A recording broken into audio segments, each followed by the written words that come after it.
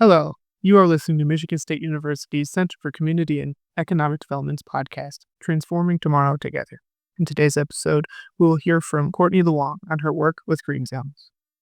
Hello, everyone. My name's Reagan Winnie, and I'm an AmeriCorps VISTA working on circular economy at the MSU Center for Community and Economic Development. And today on our podcast, Transforming Tomorrow Together, I'll be having a conversation with Courtney Loung on green zones.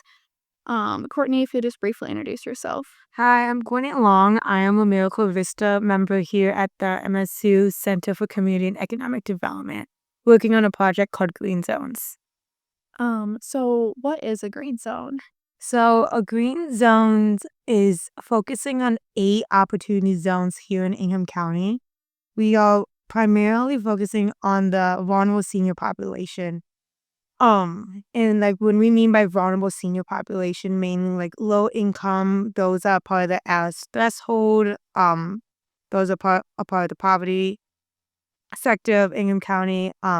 Overall, just trying to improve their health and well-being through like measurements of longevity and social well-being, quality of life as well. Yeah, so for this project, what do you define well-being and quality of life to be? So I would say like that's a very difficult question to say just because there isn't a concise universal like definition for social well-being and quality of life.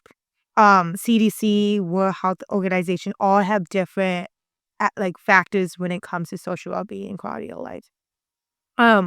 When we're looking at all these different types of definitions, we kind of want to make it more local and more how does Ingham County define social well-being? So we have compiled 3 definitions for each social well-being and quality of life and bringing it to our advisory group or our community partners to vote on which one is the best definition that makes sense for Ingham County. Some definitions of social well-being is connectivity, support from like your family members, from your community, affordable housing, affordable health care, food and nutrition, and then quality of life kind of plays in a factor of that by focusing on physical, social, and economic conditions that either improve or does not improve your quality of life. So yes. I know your project was initially on blue zones, but you transitioned to green zones. Can you say a little bit why that is? Yeah, so our project was originally going to be a blue zone progress process. But now we transitioned to green zones inspired by blue zones.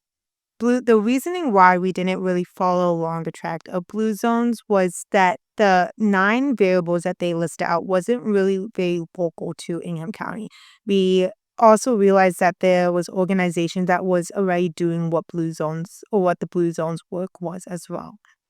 So we kind of like separated from them using still inspiration from the Power 9 that they have going on, but also including some other variables that we believe affect social well-being and the quality of life. Some of the Power 9 things that we have kept around was the mental health aspect of it, the balance and nutrition aspect, the connectivity of it, and the physical part, like Parks and Recreational Center. The things that we have included has been housing, healthcare, and I'm blanking. But access to transportation is the other thing that we have included as well. The things that we didn't include was that the wine at 5 part wasn't like really very like how it could affect social well-being, especially here in Michigan. Yeah. That's why we did. For those who don't know, the wine at 5 is a measure. What is it in the blue zone? Yeah, it's a measurement that could improve longevity. It could improve your quality of life if you drink wine every day at 5. So that wasn't too relevant to the research we're doing here. Exactly. But blue zones, the work that blue zones have been doing is that they have found centenarians across the world and created these Power 9s, but it seems more specific to these areas. Most of the time, these areas you're able to like walk around. It's a walkable city, or they base their food all based on plant growth and everything like that. It's just not how Ingham County is like worked or like its function. So we didn't really use what the Power 9 or the um theories of Power 9 to kind of come over here for Ingham County. So when you came to the center, there was no ongoing projects with green zones. So can you talk a little bit about what it was like to build up this project and how you identified community partners and identified the senior population as a sector of need in Ingham County? Yes. It was really difficult kind of starting a brand new project with no support or like no other like knowledge and information coming into it.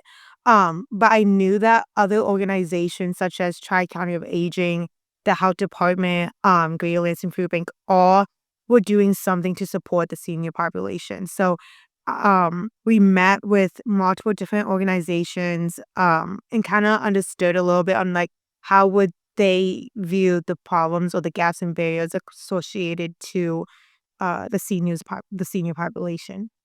So meeting with them and kind of just going in and knowing that you're just learning on what is Mhm. going on in Ingham County was probably the best way to like go about it, starting a brand new project and taking their knowledge and kind of putting it into like our project here and how we want to like redefine it or how we want to like help a part of this problem.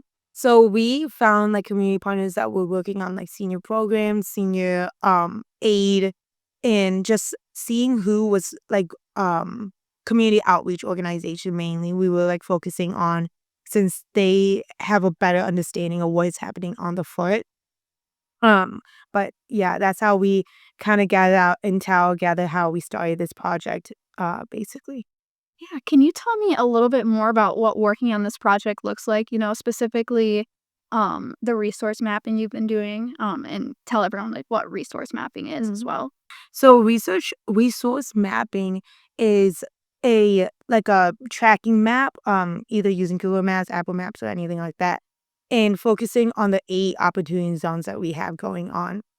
Um, we have focused on these specific areas and found if there's a food distribution site nearby, is there affordable housing in the area, um, is there a house center like close by, what the transportation routes, what does the sidewalks looks like, parks and recreational centers and everything like that.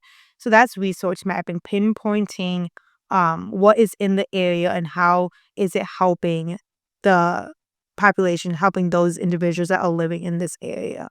So I know resource mapping can be a very time consuming thing, and there's a lot of data to work with that our center necessarily isn't prepared to deal with.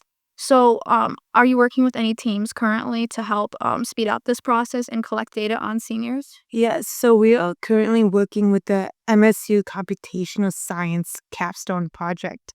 So we have a 4 senior students like team, and they will be helping us with GIS tracking, using Python, coding, trying to get all data, mainly granular data, from zip codes of the specific opportunity zones that we're looking at.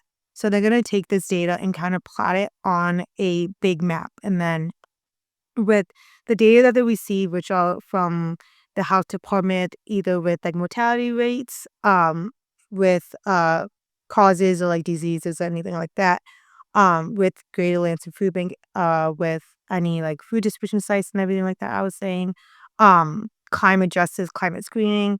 So they're gonna do a big map for us and kind of overlay it using like layers, and we can all use it, the community can use it, and hopefully they can see what is like happening in these specific areas, such as like hot spots or heat tracking systems and everything. Interesting. So when you're done with this resource mapping, with this team, where is that all going to be uploaded for the public to access? So we are gonna currently work with them. We have 3 more months with them, I believe. Um, and they are gonna present it in part of a research presentation that they have going on. But then we are also going to hopefully put it on our website, hopefully share it out with our community partners, um, and just kind of spread the word about it either through social media or through the MSU CCED website as well. Yeah, have you seen so far any trends come to light or interesting findings? The main trends that we have been finding is that if a senior individual is living in this area and they don't have any means of transportation, or there isn't a sidewalk that is paved properly, it will be very difficult for them to go to these food distribution sites, especially in the colder weather, or they aren't able to go to these health centers that are offering free or reduced aid for them. Um, these are the main things that we have been finding, is that there isn't enough health centers nearby, or there just isn't walkable distance or like transportable distance for these food distribution sites happening. Yeah, so with finding this information from resource mapping, what is your goal um, with this information? And where do you see this project going in the next year or so? So our goal with this resource map is finding the gaps and barriers, hopefully partnering with faith-based community centers in Greater Lansing Food Bank and trying to see if there's a food distribution site that could be out there. Or I know that the U of M Sparrow Clinic is have these like these mobile clinics that will go around and like help anyone that is able to show up. Hopefully showing them that this is like a priority of need and that they can come here and help those that are living in this area.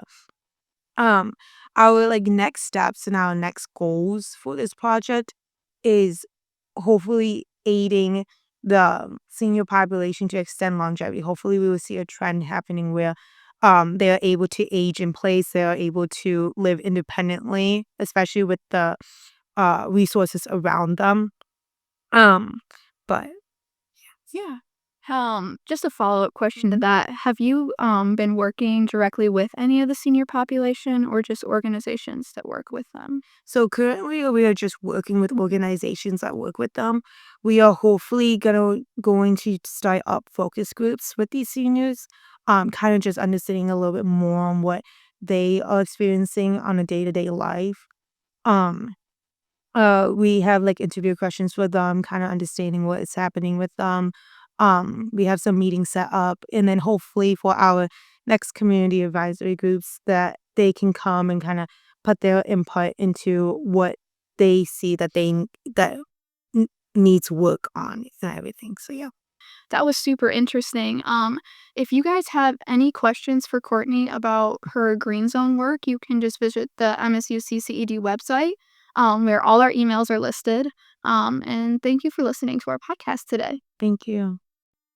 If you are interested in learning more, please visit our website at ced.msu.edu and subscribe to our YouTube channel to never miss an episode. Thank you for listening, and go green.